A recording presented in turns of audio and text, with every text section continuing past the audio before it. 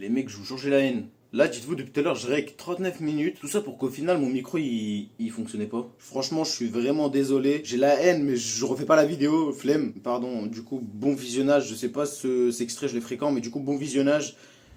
Bonjour à tous, j'espère que vous allez bien. Pour ma part, ça va nickel. Aujourd'hui, vidéo assez spéciale, même si toutes mes vidéos sont spéciales. Celle-ci, il est encore plus parce que forcément, il fallait que je parle d'un conflit qui persiste depuis tellement d'années. Bien évidemment, Israël-Palestine. Donc dans cette vidéo, forcément, il y aura énormément de choses que je vais peut-être mal dire ou que ça va être peut-être bizarre ou peut-être vous n'allez pas comprendre ou peut-être ça va être faux ce que je vais dire. Excusez-moi, c'est la première fois que je fais ça. Je vais essayer de faire les choses à ma manière. Au début, je voulais faire un truc comme un documentaire et tout, mais ça fait du boulot et en plus de ça, je sais pas trop faire ça. Feignant. Voilà. Mais en tout cas, franchement, ça fait plaisir de faire cette vidéo parce que je dois faire une vidéo dans ce truc-là, t'as vu? Bon, j'espère que ma vidéo va pas se faire supprimer parce que on va dire des choses réelles. Donc si elle se fait supprimer, je sais pas comment je ferai peut-être un post sur YouTube où je la mettrai en non répertorié ou je sais pas quoi. En tout cas, avant ça, n'hésitez pas à vous abonner, à activer la cloche de notification, à liker pour des vidéos comme ça un peu plus sérieuses, même si là, elle a l'air pas trop sérieuse. J'en ferai peut-être quelques-unes, voire si ce n'est juste celle-là. Israël-Palestine. Alors on va parler dans les grands détails. Je vais vous montrer pourquoi Israël a tort. Je sais même pas si j'ai le droit de dire ça en fait. Franchement, en disant ça, je vais me faire supprimer. Tout d'abord, je vais vous expliquer quelques dates. Enfin, je vais vous montrer quelques dates importantes dans ce conflit-là. Donc, notamment des attaques et massacres sionistes contre des civils, tout simplement. Je vais vous citer quelques dates et vous expliquer dans les brefs détails. Et après, à la fin, je vais vous montrer pourquoi ce que Israël dit dans ses droits, dans ses discours et tout, ne coordonne pas avec ce qu'elle fait en fait. Donc, c'est parti. Massacre de Deir Yassin, je sais pas si on le dit bien, 1948. Alors lors de la guerre de l'indépendance d'Israël, des milices sionistes ont attaqué le village palestinien de Deir Yassin, tuant environ 100 habitants, dont des femmes et des enfants. Cet événement a contribué à l'exode massif des Palestiniens, mais notamment aussi Sabra et Shatila. Bon, juste en faisant cette vidéo, j'ai appris de nouvelles choses, parce qu'il y a vraiment des choses que je connaissais pas. Donc voilà. Donc, deuxième date, 1982, Sabra et Shatila. Pendant l'invasion du Liban, des milices phalangistes, c'est des alliés à l'Israël, ils ont massacré des centaines de réfugiés, forcément palestiniens, dans les camps de Sabra et Shatila, sous la supervision bien évidemment de l'armée israélienne. Bombardement de Gaza, je vous en cite quelques-uns, donc 2008, 2009, 2014, 2021. Ces offensives ont causé des milliers de morts. Bien évidemment, la plupart, c'est pas la Hamas, vous en doutez bien, c'est des civils, des femmes, des enfants, détruisant des hôpitaux, des écoles et des infrastructures essentielles aussi. Plus de 2200 Palestiniens en 2014 ont été tués, dont environ 1500 civils. En fait, ils ont tué plus de civils que autre chose. Bien évidemment, là, je vais vous parler de l'intifada, quelque chose quand même qu'on entend souvent, mais on ne sait pas trop ce que c'est. Il faut savoir qu'il y a deux intifadas, la première et la seconde. La première, elle est de 1987 à 1993. Donc ça, c'est une révolte populaire contre l'occupation israélienne. Elle a été remarquée par de nombreuses manifestations, des grèves et des affrontements. L'Israël, à ce moment-là, a été critiqué pour sa réponse brutale, avec des milliers de Palestiniens tués ou blessés, dont beaucoup, comme d'hab, étaient des civils, des femmes, des enfants. Des méthodes utilisées par l'Israël comme brisement d'os. Déjà, juste le mot, il fait un peu peur. Donc voilà, une pratique, je vous en dis pas plus. Sinon, déjà que là, ce que je fais, c'est un peu compliqué. Seconde intifada, c'est entre 2000 et 2005. Donc elle a été déclenchée après la visite d'Ariel Sharon, qui est, pour ceux qui connaissent pas, un ancien ministre israélien, sur l'esplanade des mosquées. La période a vu une répression brutale et intense par Israël. L'Israël, à ce moment-là, utilisait des chars, des raids aériens et des exécutions ciblées, causant des milliers de morts israéliens, dont de nombreux civils. Bien évidemment, ce qu'on peut apercevoir souvent, c'est que le budget vers les deux camps n'est pas le même. Comme on peut le voir, l'Israël possède des chars, des avions de chasse, tout ça, alors que souvent la Palestine, comme vous voyez sur les photos, parfois on peut voir, c'est souvent ils utilisent des pierres, même si bien évidemment, des pierres, oui, il y a aussi des missiles et tout, mais on peut apercevoir que c'est vraiment pas le même budget, parce que bien évidemment, l'Israël est financé par les États-Unis, par plein de pays, et la Palestine, pas énormément de monde, Qatar, un peu, l'Iran, bref, quelques mots là, je sais pas trop, mais bref. Bien évidemment, cette fois-ci, on va parler des expulsions forcées, ce qui a aussi contribué à la colonisation. 1948, Nakba, celle-ci, elle est assez connue, c'est le début. Plus de 700 000 Palestiniens ont fui et ont quitté leur foyer. Bon, bien évidemment, à côté de moi, si vous me voyez parfois tourner l'œil ou quoi, c'est que j'ai un texte qui m'aide un peu, parce que faut pas abuser, toutes ces infos-là, je les connais pas par cœur. Là, je vais vous parler cette fois-ci d'une que je connaissais même pas avant de faire cette vidéo. C'est Sheikh Jarrah et Silwen, ou Sylvain ou Siloane, bref. Du coup, c'est dans l'est de Jérusalem. Il y a des familles palestiniennes qui sont régulièrement expulsées de là-bas pour faire place à des colons israéliens, voilà, qui viennent chez eux, quoi. Donc en fait, c'est les gens qui partent, on les oblige à partir. Et juste après, il y a des colons israéliens qui prennent leur maison comme ça, blèche. Voilà. Et tout ça, bien évidemment, hein, dans le plus grand des calmes. Depuis 20 ans, il habite ici, à Kohav, à Shahar, à 1 heure de route de Jérusalem, au cœur de la Cisjordanie, dans les territoires palestiniens. En vérité, il n'y a encore pas longtemps, je ne savais pas ce que c'était la loi internationale. Et pour moi, il n'y avait que la terre d'Israël. Pour moi, il n'y avait pas de différence entre Tel Aviv et ici. Ce qu'il faut savoir, c'est que Gaza, pendant longtemps, elle est même toujours en soi, sous l'emprise d'Israël. Donc c'est eux qui gèrent tout ce qui est nutrition, qui gèrent l'eau, l'électricité, etc. Forcément, comme c'est eux qui gèrent, il y a énormément de blocus et de punitions. Le blocus israélien a imposé des restrictions sévères sur la bande de Gaza. Les importations et exportations, il y en a tellement peu qu'en fait, ça a créé une crise humanitaire. Donc le taux de chômage a plus de 50%, c'est énorme, c'est la moitié. Crise énergétique, des coupures d'électricité qui peuvent durer jusqu'à 20 heures par jour. Ouais, c'est toute la journée en fait. Dites-vous que plus de 97% de l'eau à Gaza, elle peut pas être boire, elle peut pas être bu. Ouais, je suis un ouf, hein. Donc comme je vous l'ai dit, là je vous parle vraiment de quelques petits trucs, mais beaucoup au général, hein. Bien évidemment, je rentre pas dans les détails, sinon la vidéo va durer 3 heures. Là, je vais donner des noms, je vais être obligé de lire, mais en gros, c'est qui? C'est des ONG comme B'Tselem, Human Rights Watch et Amnesty International accusent Israël de maintenir un système d'apartheid à l'encontre des Palestiniens. En gros, un mur de séparation, entre guillemets, et un mur de sécurité. Donc ce mur, il traverse la Cisjordanie, coupe des villages palestiniens de leurs terres agricoles, de leurs écoles et d'eux-mêmes leurs hôpitaux. Bon, donc comme je vous l'ai dit, hein, là pour l'instant, c'est vraiment que le début de la vidéo, genre c'est vraiment les petits trucs. Donc si vous voulez passer ça, même si bon, ça c'est important un peu de savoir. Du coup, il y a cette partie-là, il y a une partie peut-être qui va être plus courte, mais où du coup, je vais vraiment parler des choses un peu plus concrètes par rapport à au titre de la vidéo. Donc je vous mets un timecode si vous voulez skip ça, si vous savez déjà et tout, mais bon, c'est quand même bon à savoir. N'hésitez pas à liker. Il y a aussi des violations hors du territoire israélien, voilà, parce que l'Israël, il faut savoir qu'ils attaquent pas que les Palestiniens. Invasion du Liban en 1982, l'opération a causé d'énormes frappes, c'est un carnage. Il faut en finir avec la partie sud de Beyrouth. Il faut détruire ce qui doit l'être, puis nettoyer tranquillement.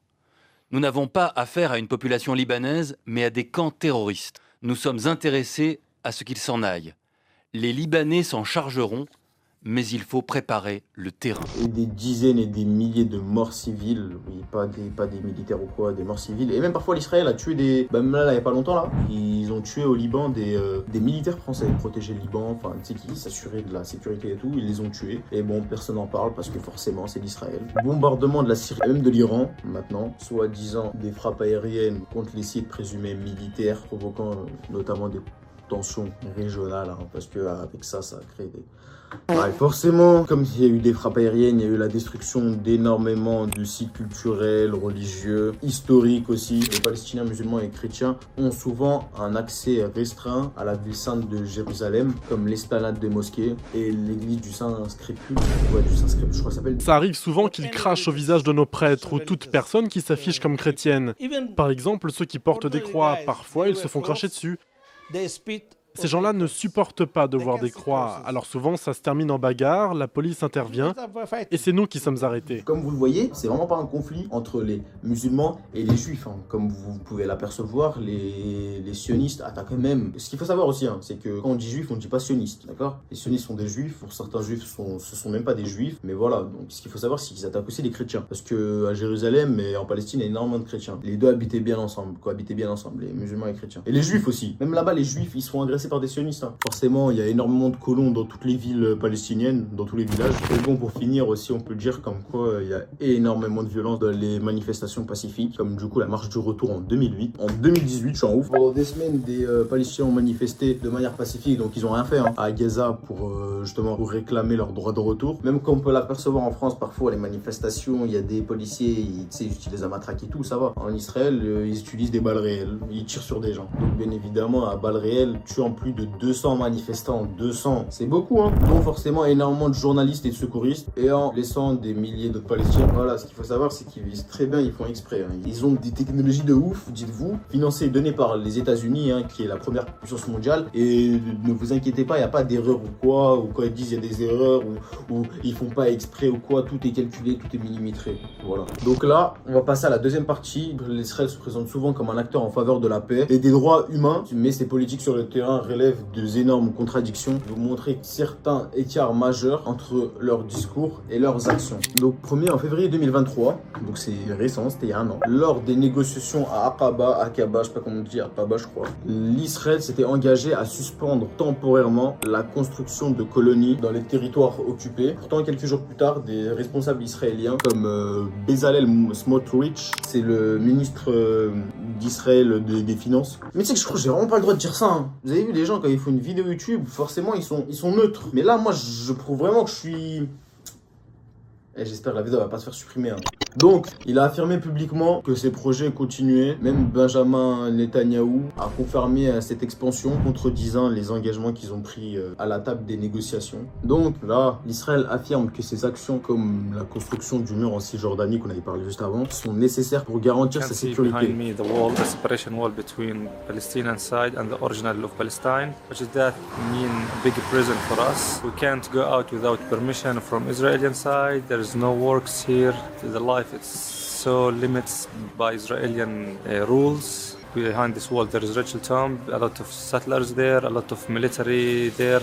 And some of Palestinians from refugee camps, they came to throw some stones. Mais en 2004, la Cour internationale de justice a jugé que ce mur violait les droits fondamentaux des Palestiniens, notamment droit à la liberté. Donc voilà, c'est vraiment des murs. Là, je vais vous mettre une photo, c'est vraiment des murs. Vous, c'est comme dans les SNK en fait. Dites-vous, hein, ils ont construit leur mur. La Cour et tout, elle a dit, c'est interdit, mais ils l'ont gardé et elle est toujours. De toute façon, on voit qui est qui. Hein. On voit que le monde entier pour l'Israël. Hein. On voit que l'ONU, je sais pas quoi et tout. En fait, je suis un mec, j'ai tellement de choses à dire, mais je vais tellement le formuler mal, je vais tellement mal le... Bref. Eh, la vidéo, je sais pas le dire combien de temps. Hein. Vous, là, ça fait 30 minutes, je rec. Tiens, n'hésitez pas à liker, à vous abonner, je suis un forceur. Mais on est bientôt au 1K, là. Franchement, si cette vidéo, elle peut atteindre les 1K, ce serait bien. Au 1K, je sais pas ce que je fais rien. Bref, revenons à nos moutons. Israël condamne souvent les violences des colons contre les Palestiniens. Ouais, écoutez bien. Comme là, après l'attaque de février en 2023 en Cisjordanie. Pourtant, les actions concrètes contre ces violences restent rares. Donc, en fait, leur condamnation par rapport à ce qu'ils font, c'est très rare. Israël affirme, bien évidemment, parfois vous l'avez peut-être entendu, affirme soutenir une solution à deux États, l'Israël et la Palestine. Sauf que, comme vous pouvez le voir, hein, déjà sur la carte, la Palestine n'existait même plus. Mais l'expansion continue des colonies et les expulsions des familles palestiniennes continuent. Donc, en fait, ce qui est vraiment bizarre, ce qu'ils font, c'est qu'ils parlent. Et à côté, ils font le contraire, ou même pas, ils s'en fichent en fait. C'est là où tu remarques en fait, c'est comme ils le disent, c'est l'armée la plus immorale du monde. C'est un autre monde, c'est une dinguerie. En fait, je comprends pas comment c'est possible. Quand on voit que... Eh, vas-y, pas dans cette vidéo. Je sais pas ce que je vais avoir, ça se trouve... Eh, dites-vous, hein. Attends, parce que là, je risque ma vie, hein. Ça se trouve, là, il y aura un clone de moi, ou ça se trouve, je serai mort, hein. Ça se trouve, je vais disparaître. Hein. Après, normalement, je suis pas connu. Après, si la vidéo a fait des vues, moi, je dis pas non. Mais il y a moyen, je meurs, hein. Et à moyen, vous me tuez, hein. Franchement, comme je vous l'ai dit, c'est vraiment dans les brefs détails. J'ai pas trop donné de trucs, mais c'est vraiment un vaste bail. Parce que je voulais faire cette vidéo quand même. Je voulais faire une vidéo sur la Palestine. Je savais pas trop comment m'y faire. Au début, je voulais faire quoi? Je voulais raconter toute l'histoire entre l'Israël et la Palestine. Mais bon, c'est long et il y a vraiment des vidéos qui le font bien. Moi, voilà, je savais que j'allais tout faire bizarrement. Déjà, juste cette vidéo, elle est chère bizarre. Je sais pas pourquoi, mais je sais pas comment je vais faire au montage. Je fais cette vidéo pour vous montrer que l'Israël a tort.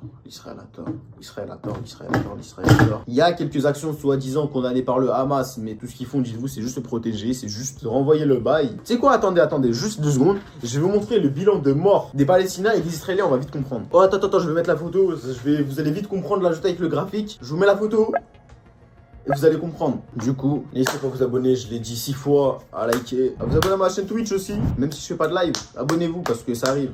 Et en vrai, n'empêche, je suis content de faire cette vidéo. Franchement, je suis vraiment content de faire cette vidéo. J'espère vraiment qu'elle va se poster. Je vais essayer de... Je sais pas comment je vais faire en vrai. Je sais pas si au titre, je vais mettre l'Israël à tort. Déjà juste au titre. Vous me supprimez ma vidéo. Je vais demander à ChatGPT en vrai. Prenez soin de vous. Passez du temps avec votre famille. C'est important. La vie, elle est belle, mais elle est courte. Attends, je fais des petites leçons de vie en 2 secondes. Ne vous comparez jamais aux autres. Que dans le bon en vrai. Non. Non, non, non, non. Passez beaucoup de temps avec votre famille, hein. Vous savez pas quand vous partez. Non, c'était Hassoun. On se revoit pour une prochaine vidéo. Allez, salam alaikum les frères. Prenez soin de vous.